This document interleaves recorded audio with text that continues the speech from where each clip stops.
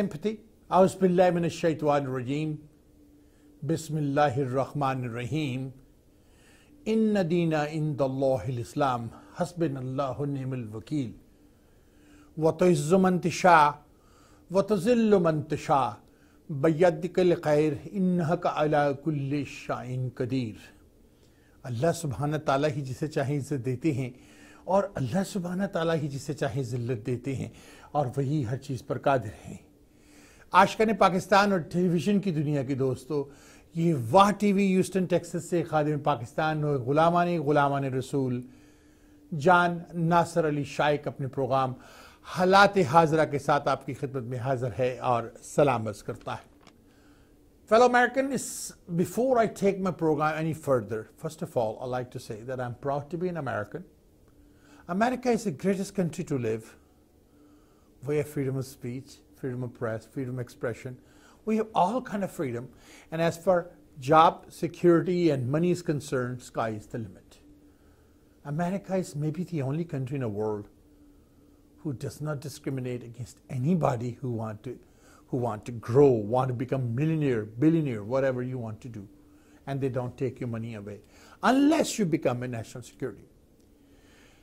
Further, what happened in Florida, that was not a Muslim. It was misguided person who may have a Muslim name because Prophet Muhammad, peace be upon him, he will never authorize, and no Islam, as a Muslim I'm talking, no Islam allowed that kind of killing to any innocent person. I'm saying any innocent person.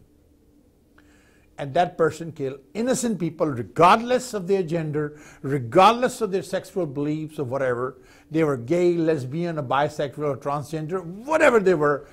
He had no right to kill them. They were innocent. They were just having a good time. You have any problem, you don't like them, leave the United States and go live somewhere where you want to live, where they believe the way you believe. As sick-minded people should not be allowed to reside in the United States. Having said that, Americans had done the same thing in Vietnam. They brought people from Vietnam after the war, and they did the same thing in Iraq. They did the same thing in Syria, and they did the same thing to Afghan people. Millions of Afghani landed in Britain, France, America, India, other countries, Australia, New Zealand. America has been very generous to these Afghanis. Pakistan was very generous to these Afghanis.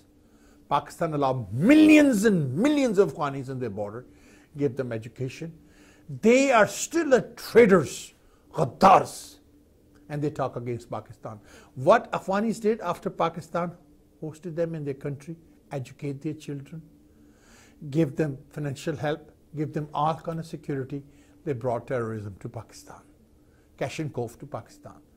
And now they're doing to the America. And I think we as an American, this is our duty, that we should protect the United States of America. If we know any kind of element who is doing this thing, we should immediately inform to the law enforcement agency. They need to catch him before he harm anybody else. Let's pray to Allah Tabarak Ta'ala that this kind of event never happened in America. No innocent American or any citizen of the world had to die in the hand of terrorists.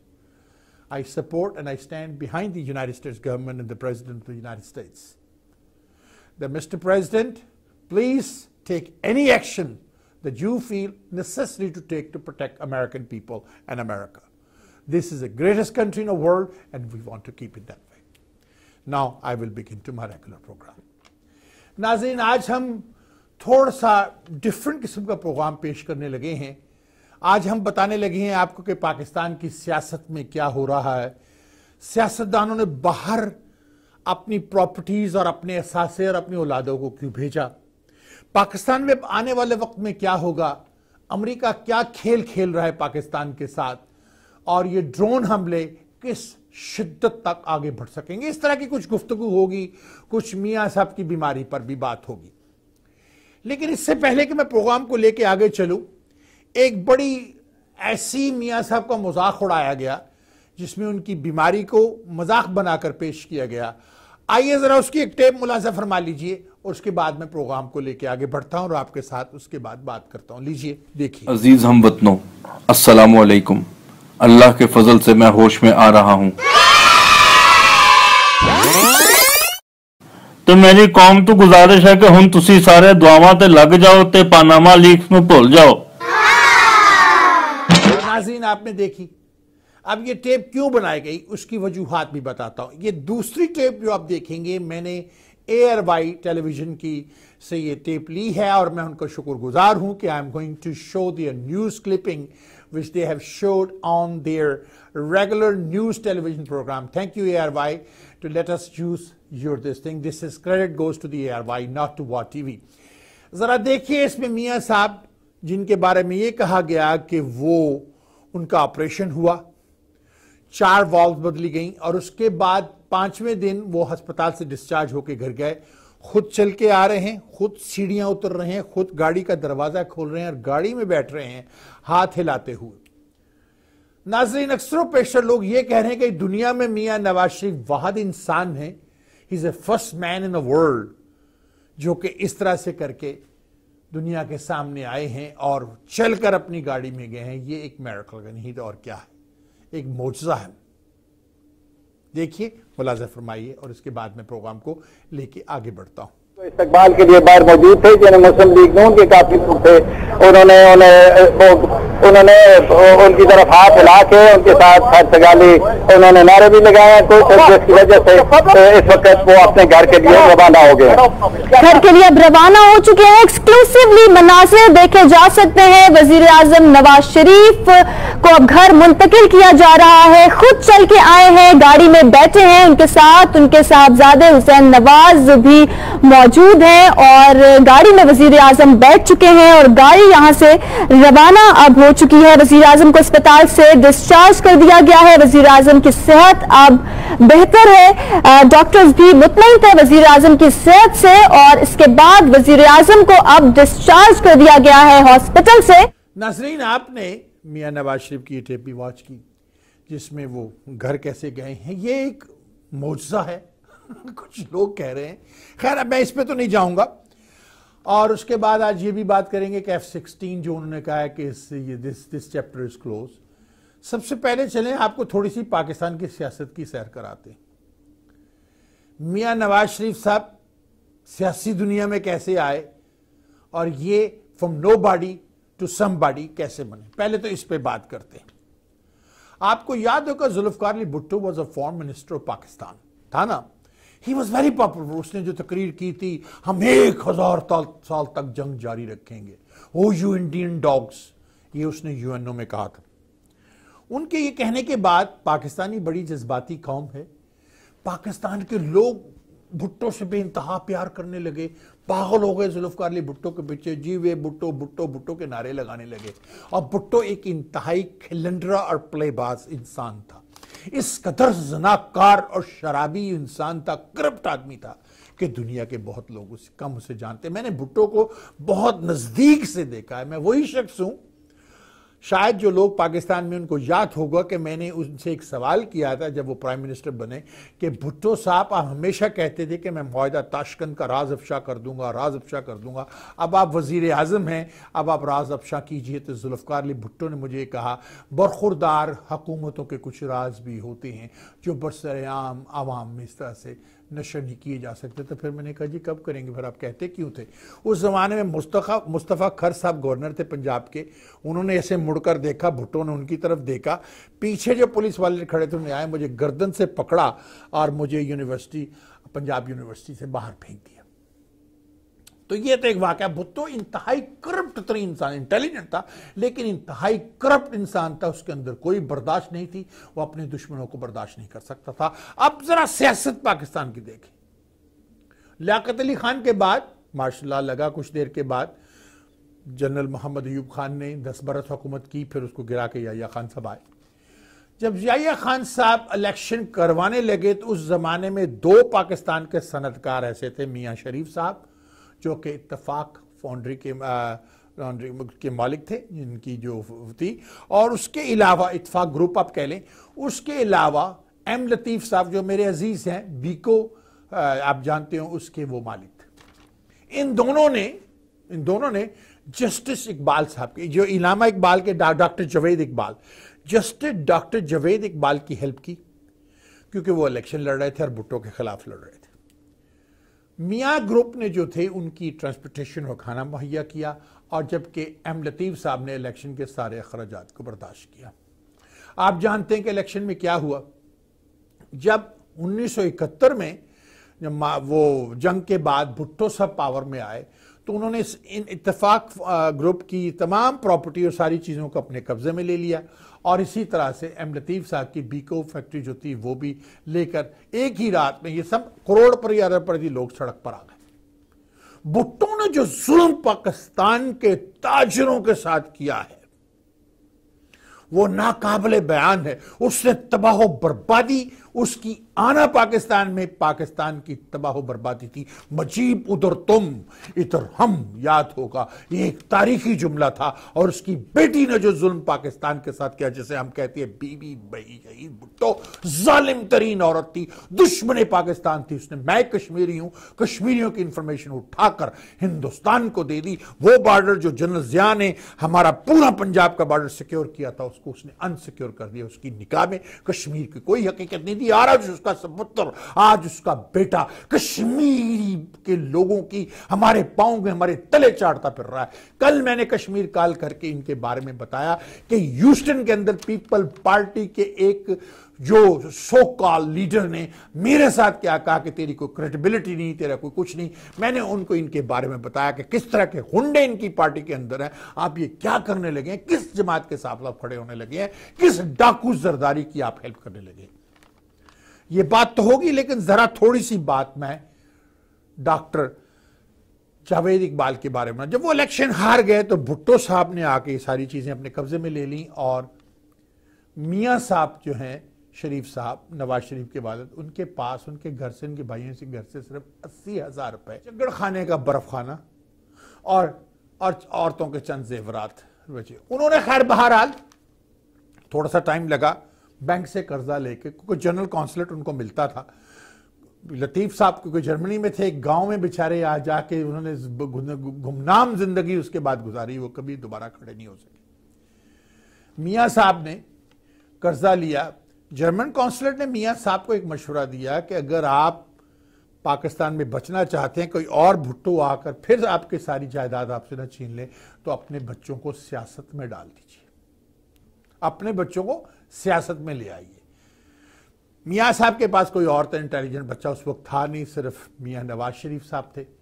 उन्होंने मियाँ नवाज शरीफ साहब को असर खान की party के अंदर ले आए। असर खान उस वक्त उसी तरह से पॉपुलर था जैसे आज इमरान खान पाकिस्तान में पॉपुलर है, और यह समझा जाता था कि ये पाकिस्तान के सदर बन जाएंगे।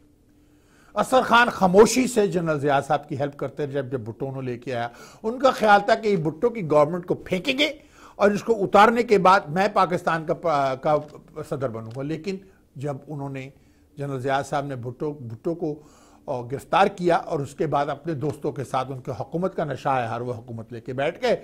लिहाजा असर खान ने, जिसने शेरवानी भी सिला रखी थी, सब कुछ कर रखा था, तकरीरें करने के लिए भी तैयार थे, वो हक्के बक्के रह गए और उनको कुछ ना मिला। मियाँ नवाज शरीफ साहब समझदार थे, लिहाजा उन्होंने फौजी जमात का सहारा लिया, यानी अस्करी जमात का, सियासी पार्टी का सहारा लिया। जनरल जिया साहब की सियासी पार्टी, अस्करी पार्टी, वर्दी वाली पार्टी। आप समझ गए मैं क्या कहना चाह रहा हूं। यानी फौज का सहारा लिया और जनरल साहब के हाथ चूमने शुरू कर दिए, उन्हें अपना डैडी बना लिया। और जनरल जिया साहब ने उनको खूब नवाजा। उनको फिर आप जानते हैं कि वहां से इनकी ये सिचुएशन हुई, ये सियासत में आए। अब इन लोगों ने क्या किया, अगर जुल्फकार अली भुट्टो साहब इत्तेफाक ग्रुप पर और बीको और बाकी सनतकारों के चीज़ों को कब्जे में ना लेते तो शरीफ फैमिली एक गुमनामी की जिंदगी गुजारती। हाँ, अमीर होते, करोड़पति, लखपति, पद्मपति होते, लेकिन गुमनामी की कोई सियासत में ना आता। और पाकिस्तान जिस अजियत से आज गुजर रहा है उस अजियत से शायद ना गुजरता। अब जरा सोचिए कि सियासतदानों ने असासे बाहर क्यों बनाए। ये पैनामा लीग जो है ये क्यों बनी, ये जो ऑर्गेनाइजेशन बाहर बनती हैं ये क्यों बनी। सियासतदानों ने महसूस किया कि हमें पाकिस्तान में कोई तहफ़्फ़ुज़ नहीं। उन्होंने बाहर दुबई में, इंग्लैंड में, अमेरिका में, फ्रांस में, हर जगह उन्होंने प्रॉपर्टीज बनानी शुरू कर दी। भुट्टो साहब जब सियासत में आए, जब भुट्टो साहब को गिराया गया, आपको एक बात यहां बताऊं तो भुट्टो साहब तो कोई सनतकार थे नहीं ना, वो तो एक लैंडलॉर्ड थे। उनके बाहर ना तो कोई असासे थे तो ना प्रॉपर्टी थी। उनके बच्चों ने जो चंद साल रूल कर गुजारे हैं, अगर कद्दाफी साहब उनके बच्चों की हेल्प ना करते तो बेनज़ीर भुट्टो और उनके बाकी बच्चे सड़क पर फकीरों की जिंदगी गुजारते। ये कद्दाफी का उनके ऊपर बहुत बड़ा एहसान है।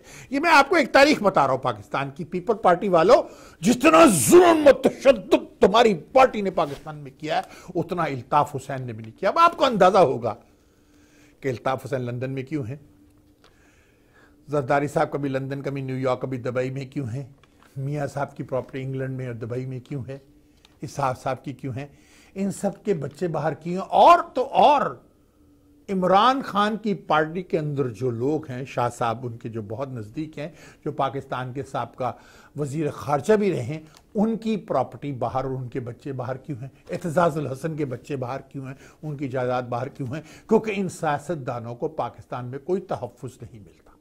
ये बड़ी इंपॉर्टेंट बात है। अब आइए ज़रा दूसरी तरफ हम चलते हैं, F-16 की तरफ। अमेरिका ने कह दिया है कि ये चैप्टर क्लोज हो गया, आपको F-16 नहीं मिलेगा। एक और गपबारी है, इतना बड़ा झूठ सरताज अजीज ने कौम के साथ बोला है कि अब हमें कहा गया है कि हमें हमारी तरफ से कोई प्रॉब्लम नहीं, F-16 तो उर्दन से लो। बोला है तो वो F-16 ना, उर्दन क्यों देगा पाकिस्तान को, अमेरिका क्यों लेने देगा पाकिस्तान को। अमेरिका तो ये कहा था ना कि अपने पैसों से, खजाने से पैसे दो और ले लो। यार इतनी बड़ी गप और इतना बड़ा झूठ बोला है इन्होंने। और फिर पहली मर्तबा पाकिस्तान ने तहफ़्फ़ुज़ात आंखों में आंखें डालकर अमेरिका के साथ डिस्कस की, पहले भी कर सकते थे, शायद इसके पीछे फौज का भी। और उसका फौरन असर देखिए क्या हुआ। हमने अमेरिका को ना की कुछ चीजों में, फौरन अफगानिस्तान के बॉर्डर पे, तोरखंड के बॉर्डर पर हमला हो गया। मिलाइए, लड़ी से लड़ी मिलाइए। अमेरिका ने आपको कहा कि मैं ये करूंगा, इधर से ये करवा दूंगा, उधर से ईरान से करवा दूंगा, इधर से मैं हिंदुस्तान से करवा दूंगा, पीस के रख दूंगा चारों कोनों से तुम्हें। इधर इंडियन ओशन में मैं बैठा हुआ, मिसाइल फेंकूंगा तुम्हारे ऊपर। You understand what I am trying to say. मैं ज़ीशान के प्रोग्राम पे जो कल मैंने ये कहा कि हमें एज पाकिस्तानी अब खड़े हो जाना चाहिए। हर पाकिस्तानी को एक लेटर लिखना चाहिए। लेटर की बड़ी हकीकत, आप फोन भी कर सकते हैं, लेकिन लेटर की कोई और वैल्यू, वो आपको उसका जवाब भी आता है। कांग्रेसमैन उसका, उनके पास मशीन होती है, खुद तो पढ़ते नहीं है, लेकिन जब बहुत आ जाते हैं कांग्रेसमैन को, प्रेसिडेंट को बताया जाता है इतने लाख, इतने हजार लेटर इसमें हक में आए, इसके खिलाफ आए, तो आप अपनी लॉबी शुरू करते हैं। एक तो कंडेम्प्ट करें, ये जो वाकया फ्लोरिडा में हुआ है, प्रेसिडेंट यूनाइटेड स्टेट्स को लिखे, कांग्रेस के स्पीकर ऑफ द हाउस को लिखे, सेक्रेटरी ऑफ स्टेट को लिखे, अटॉर्नी जनरल को लिखें कि हम इसके खिलाफ है। 25-30 सेंट, 40-45 सेंट की एक मेल है, हाथ से लिख दें, जैसे मर्जी करते, टाइप करने की भी जरूरत नहीं, लेकिन इमला में देख लीजिए कोई गलती ना हो, कोई हंसे नहीं कि हम अनपढ़ लोग हैं।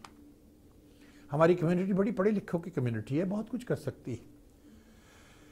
अब जरा सोचे कि हमें और क्या करना है। इसके बाद आप F-16 को ले लें, फौरन बाद आप अपने कांग्रेसमैनों को लिखना शुरू करें। 450 कांग्रेसमैन, 100 सेनेटर हैं, उसमें इंडियन लॉबी बहुत स्ट्रांग है। जब 2 मिलियन पाकिस्तानी अमेरिका में रहते हैं, 2 million, over 6 million Muslim reside in the United States, over 2.5 million Muslims are registered to vote in this country. इतनी बड़ी वोटिंग पावर जिस मुल्क के पास या जिस मजहब के पास हो, ये जैसे हम पाकिस्तानी ओवर 2 मिलियन हैं अमेरिका के अंदर, 1,44,000 से ज्यादा पाकिस्तानी ह्यूस्टन में रहते हैं। इसकी फिगर कभी किसी रेडियो ने आपको सही नहीं दी, मैं आपको गवर्नमेंटल फिगर दे रहा हूं। 144,000+ पीपल रिसाइड इन ह्यूस्टन। हम भारत से तकरीबन 12,000 ज्यादा लोग हैं।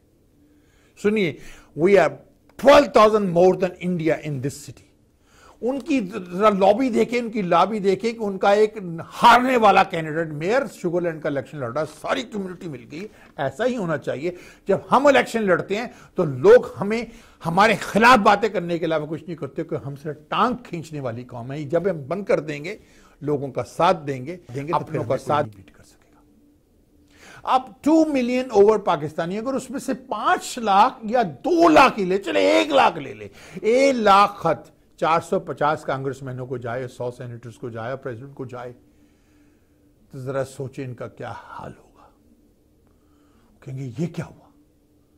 भारत ने जो मिलियंस ऑफ डॉलर खर्चे हैं, उनका क्या कहा। भारत क्या करता है कि वो अपने जो लोग बिजनेसमैन हैं उनको यूज करता है।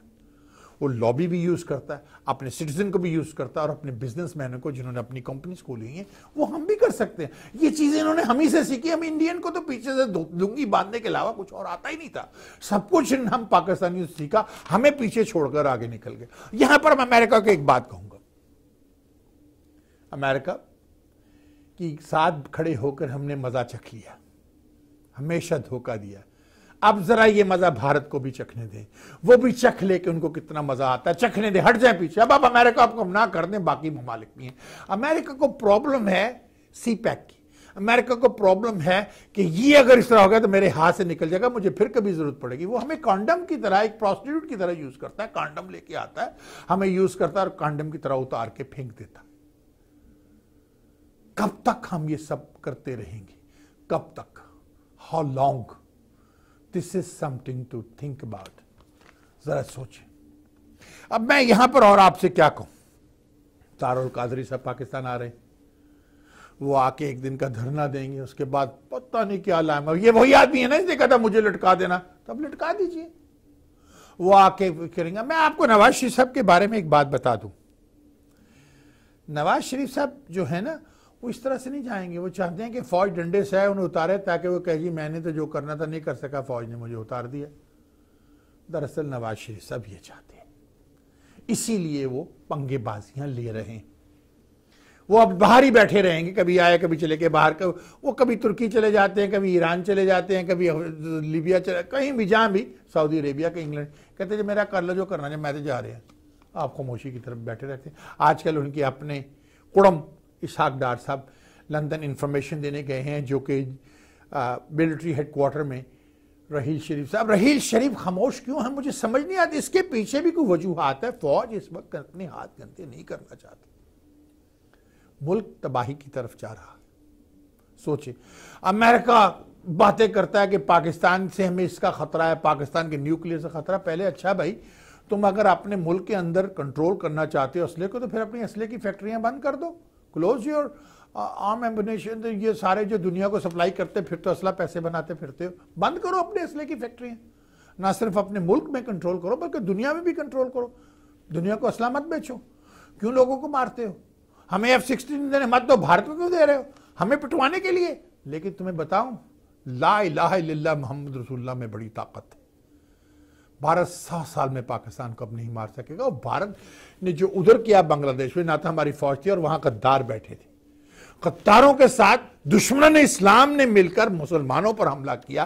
चंद लोग थे जितना वो लड़ सकते लड़े, और वो वापस आ गए। हमने गद्दारों को उनके ऊपर छोड़ दिया। हमें उन गद्दारों की जरूरत नहीं थी। मेरे बाप ने तो कायदे आज़म को पहले ही कहा था मशरकी पाकिस्तान मत लो यार, बीच में भारत हमारे यहां से निकल जाएगा। कायदे आज़म सुनता किसकी था? वो किसी की सुनता ही नहीं था।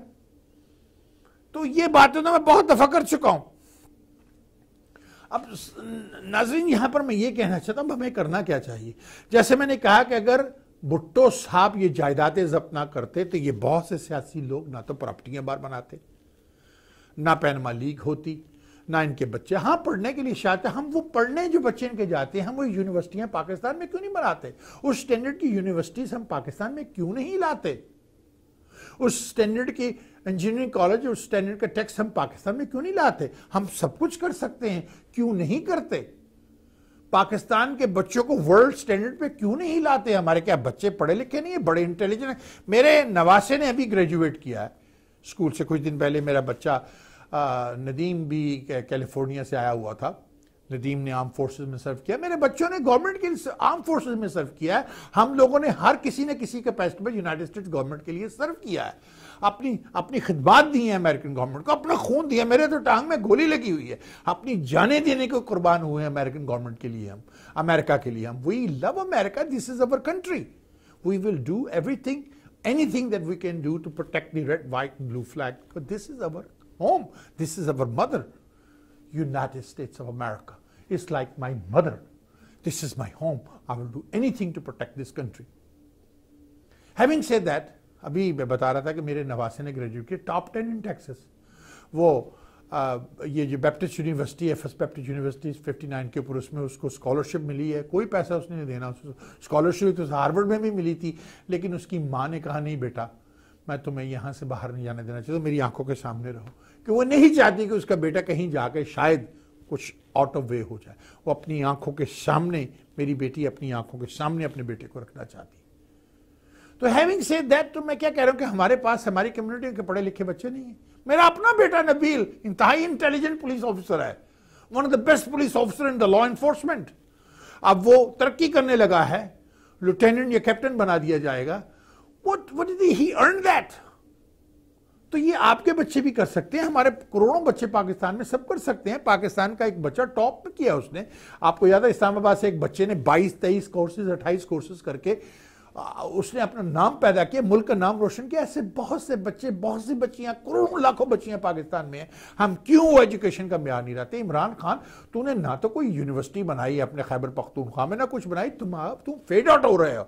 अगले इलेक्शन में शायद तुम नजर भी ना आओ। अगर तुम चाहते हो कि तुम नजर आओ, तुम हराइजन पे रहो, तुम अंदर रहो, तो कुछ करना शुरू करो। ये मैं ये जानता हूं, मैं ये करूंगा, ये मैं वो करूंगा। नवाज शरीफ के साथ धरने दे दे के तूने अपना सत्यानाश कर लिया। धरना सियासत अब नहीं चलेगी।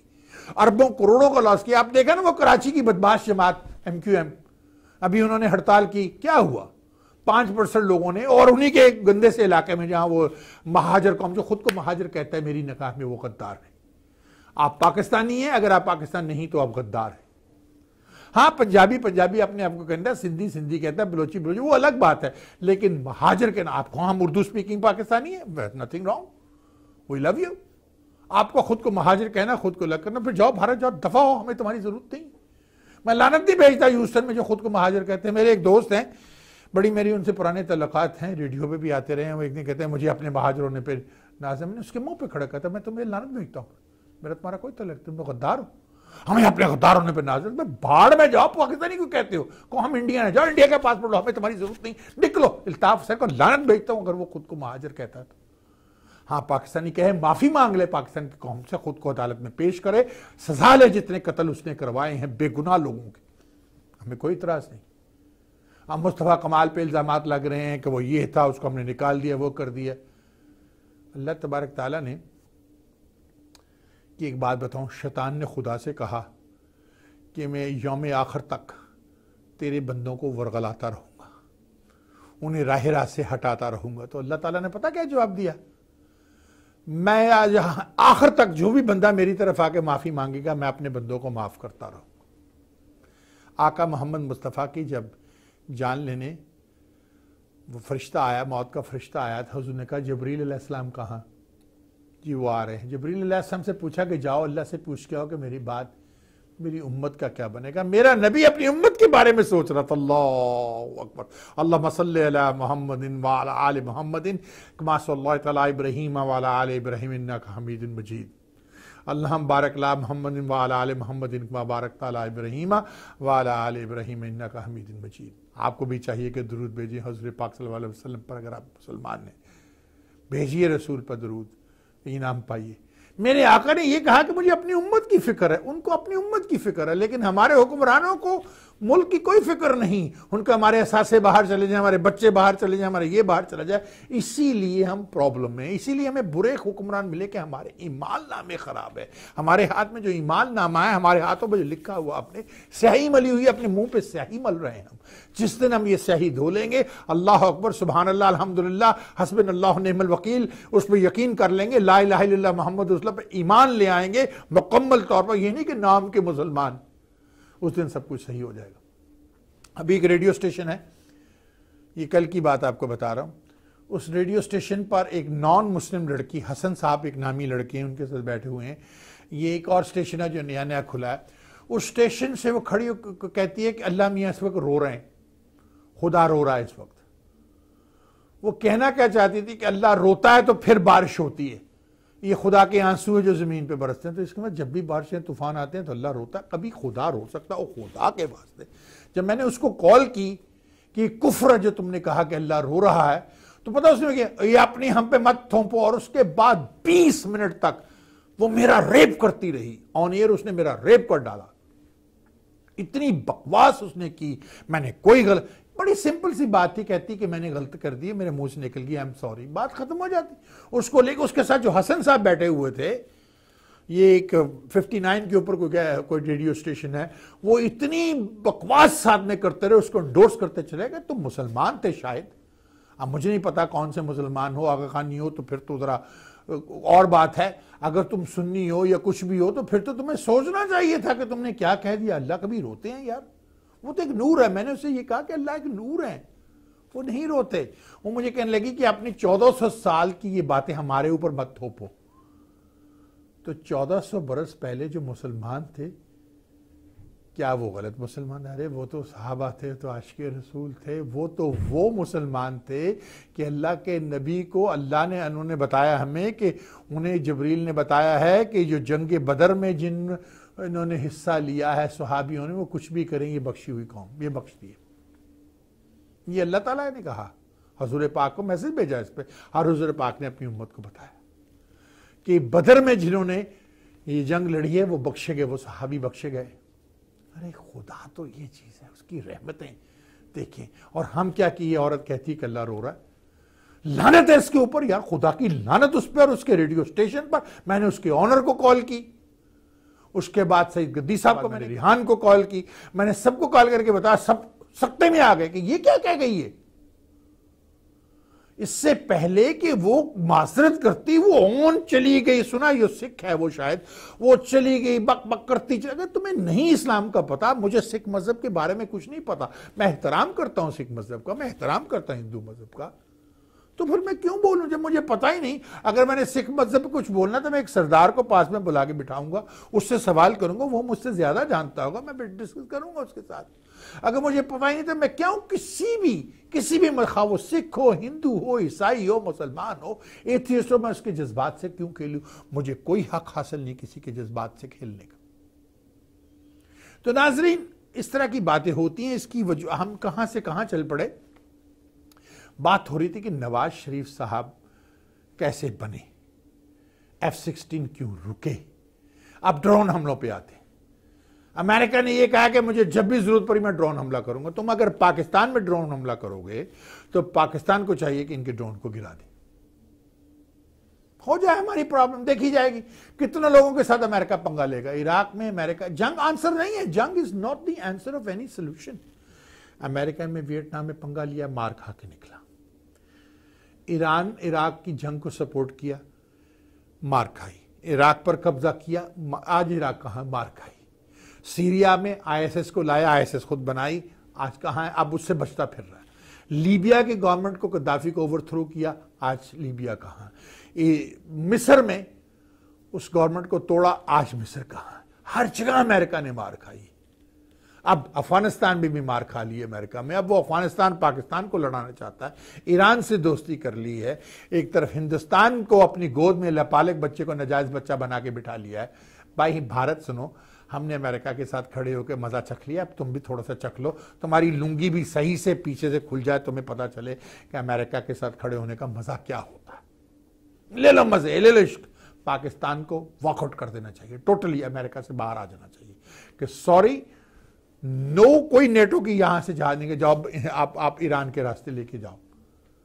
ईरानी तो वो कौम है जिन्होंने अफगानियों को अपने बॉर्डरों में, कैंपों में रखा। हमने उन्हें अपने घरों में, अपने शहरों में रख के उनको तालीम दी। हम में और उनमें ये फ़र्क है। अब हमें ईरान के साथ फौरी तौर पर, देखिए भारत का प्राइम मिनिस्टर वहाँ गया, उसने जाके मिर्ज़ा गालिब का फ़ारसी में शेर पढ़ा। हाउ अबाउट इलामा इकबाल, उसकी तो बहुत बड़ी किताबें फ़ारसी में लिखी हैं। हमें चाहिए कि हम भी अपने प्राइम मिनिस्टर या हमारे वहाँ सदर वहाँ जाएँ, इलामा इकबाल के कसीदे जो फ़ारसी में लिखे पढ़ें, और इसके बाद ईरान पाकिस्तान ब्रदर्स, शुमा ब्रदर मनस्त, कि तुम मेरे भाई हो। आप फौरन तौर पे ईरान से कंप्रोमाइज़ करें ताकि ये बॉर्डर हम महफूज कर लें।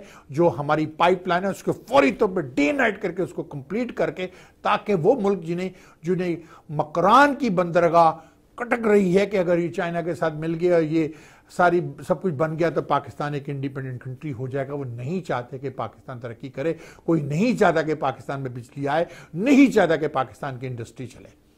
इसीलिए इन सियासतदानों को पैसा दिया जाता है। इसीलिए बेपनाह पैसा सिंधी गद्दारान के पास, गद्दारान इस पाकिस्तान जो सिंध में थे या पंजाब में जहां भी थे, उनको दिया गया कि ताकि कालाबाग डैम ना बने। देखिए इसको। अब इमरान खान को चाहिए कि वो क्या करे, अगर उसने रहना है सियासत में, अगर उसने वॉश आउट नहीं होना, क्योंकि वो वॉश आउट तकरीबन हो गया, अब उसकी बात की कोई वक़्त नहीं रही। अगर उसने वॉश आउट नहीं होना तो फौरी तौर पर उसके पास एक रियासत है, वहां पर फौरन जाकर वो अच्छी यूनिवर्सिटीज बनाना शुरू कर दे, सब कुछ करना शुरू कर दे। क्योंकि अब तुमने देखा है कि मौलाना डीजल भी अब नवाज शरीफ साहब के खिलाफ जाने लगा। वो देखता है, वो बैठ के देखता है कि मैं किधर जाऊं, वो देखने के बाद अच्छा इधर वोट ज्यादा है, मैं इधर देना, अच्छा इधर वोट, उसका कोई दीन ईमान नहीं है।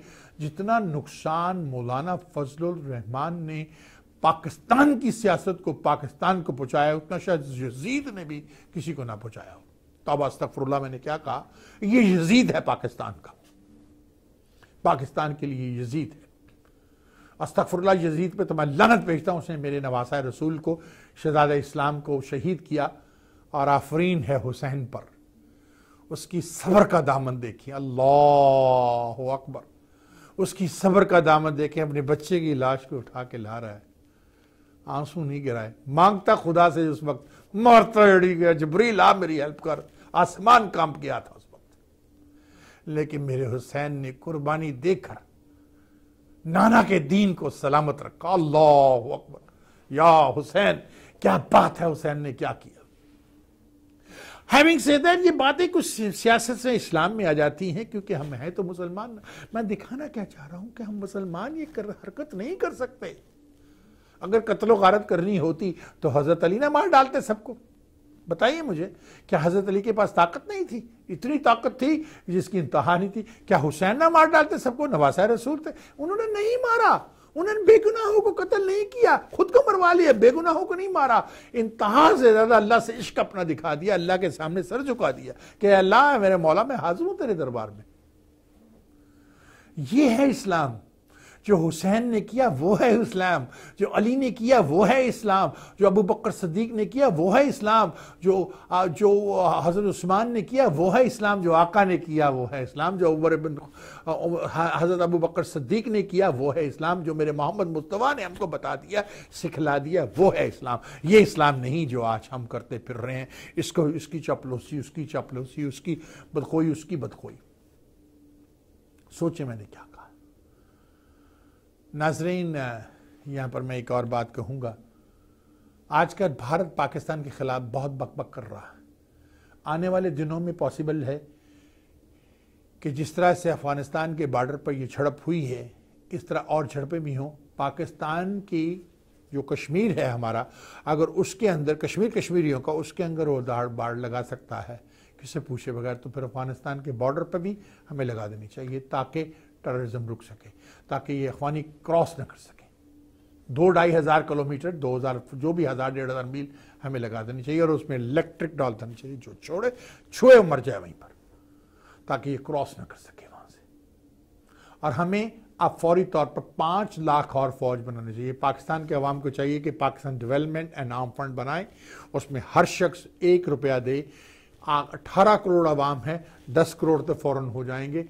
हर महीने एक रुपया दे, या हर हफ्ते में, हर 2 हफ्ते में, तो आपको कम से कम 1 अरब रुपया हर क्वार्टर में हमारे पे है, 4-6 अरब, ताकि हम 5 लाख फौजियों की पेरोल कर सकें। हमें बहुत ज़रूरी इस वक्त अपनी फ़ौज को बढ़ाना। इस वक्त पाकिस्तान की एयरफोर्स 65% सुपीरियर है इंडिया से, हमारी आर्मी भी 60% सुपीरियर है। अगर हमने एक्शन ना लिया तो जिस तरह से अमेरिका के साथ इंडिया गठजोड़ कर रहा है, और जिस तरह अमेरिका को हमने आंखों में आंखें डालकर इस दफ़ा जवाब दिया है, कहीं ये ना हो कि बॉर्डर के इस पार से वो हम पे हमला कराएं, बॉर्डर से उस पार से हमला कराएं, हम पीस के बीच में रह जाएं। इसलिए मैं राहील शरीफ साहब को कहूँगा, इट्स टाइम, जो कश्मीर पर जुल्म किया है, कश्मीरियों को भी हाथ में भट्ट साहब को गिरफ्तार किया है, गिलानी साहब को और दूसरों को तो उन्होंने नज़रबंद करने के बाद छोड़ दिया। जो कश्मीरियों पर जुल्म तशद्दुद करते हैं, भारत पर अटैक कर दिया जाए, भारत पर अटैक कर दिया जाए। हमें नुकसान होगा, लेकिन भारत को हम 70 साल पीछे ले जाएंगे, उनकी इकानमी तबाह कर देंगे, अमेरिका की सारी इन्वेस्टमेंट वहाँ ख़त्म हो जाएगी। यही तरीकाकार है इनको लेसन देने का। Think about it what I said. नाज़रीन, आपने मुझे, मेरे जाने का वक्त है, मैं एक बात कहता हूँ, मुझे अपनी दिखती हुई आंखों से देखा, सुनते हुए कानों से सुना, धड़कते हुए दिल से महसूस किया। अभी जो दिमाग आपका चल रहा है ना, इससे सोचिए जो बातें मैंने की हैं वो सही हैं। क्या अगर भुट्टो साहब कब्जा ना करते सबकी प्रॉपर्टी पर तो ये सियासतदान बनते, ये असासे बाहर बनाते, अपनी जायदादें बाहर बनाते। ये क्यों बना रहे हैं? पाकिस्तान में तहफ़्फ़ुज़ नहीं। अगर हम इनको पाकिस्तान में तहफ़्फ़ुज़ देना शुरू कर दें तो बाहर से सारा पाकिस्तान आ जाएगा। फिर पाकिस्तान में उसी लेवल की यूनिवर्सिटीज़ बना दी जाएँ जो ऑक्सफोर्ड है, हार्वर्ड है, स्टेंसन है, कैम्ब्रिज है, उसी स्टैंडर्ड की यूनिवर्सिटी अगर कॉलेज हम पाकिस्तान में बना दें, हमारे बच्चे बाहर ना जाएं, यहाँ से पढ़ें, दुनिया में टॉप करें और हम रिसर्च शुरू करते हैं जैसे चाइना ने की, जैसे कोरिया ने की। कोरिया तो हमसे बात देखी क्या था, टके का मुल्क नहीं था, आज कोरिया कहाँ है। हम भी बन सकते, आज भी वक्त है, हम कर सकते हैं अगर हमारे अंदर सिंसियर गवर्नमेंट आ जाए, आ सकती है। शेख रशीद साहब जो हैं वो, मैं उनकी बड़ी इज्जत करता हूँ, बड़ी प्यारी बातें करते हैं, जरा सुनिए। एक ही सियासतदान है, कल्ला ही बैठिया होंगे बेचारा, कल्ला ही बैठ के कोई होर आने पसंद नहीं करता, ਉਹਦੇ ਨਾਲ कल्ला ही जलसे लगा जाता है। इमरान खान तो और कभी जलसा कर ही नहीं सकता, उनका टेलीविजन पे बैठ के एक जलसा हो जाता है, लाखों लोग उन्हें सुन रहे होते हैं। वहां शेख रशीद साहब बड़ी प्यारी सियासत खेल रहे होते, लाल हवेली तो लैके टीवी चैनल तक जबरदस्त सियासत खेड़ दियो, पावे भी जबरदस्त खा लेंगे हो, सवेरे सवेरे नाश्ता बड़ा जबरदस्त करते हो। वो बातें तो होती रहेंगी, ज़रा सोचे मैंने क्या कहा और कीजिए। वाह टीवी को सपोर्ट कीजिए। My number 8327410564। अगर मेरी बात किसी को बुरी लगी हो, नाजेब गुजरी हो या किसी का दिल मैंने दुखाया हो तो मैं उससे माफ़ी मांगता हूँ। I am sorry but these are the facts what I talked about it. चलता हूँ, चलने से पहले एक बात आपको बताता हूँ, मेरी माँ क्या कहती थी, तुम दिए बादे मुखालिफ से ना घबराए औकाब, ये तो चलती है तुझे ऊंचा उड़ाने के लिए। और मैं क्या कहता हूँ, मैं अकेला ही चला था जानबे मंजिल मगर लोग साथ आते गए, कारवां बनता गया। चलता हूँ, अल्लाह हाफिज, forget about the rest. Wah TV is the best. Pakistan जिंदाओ, पाइंदाबाद।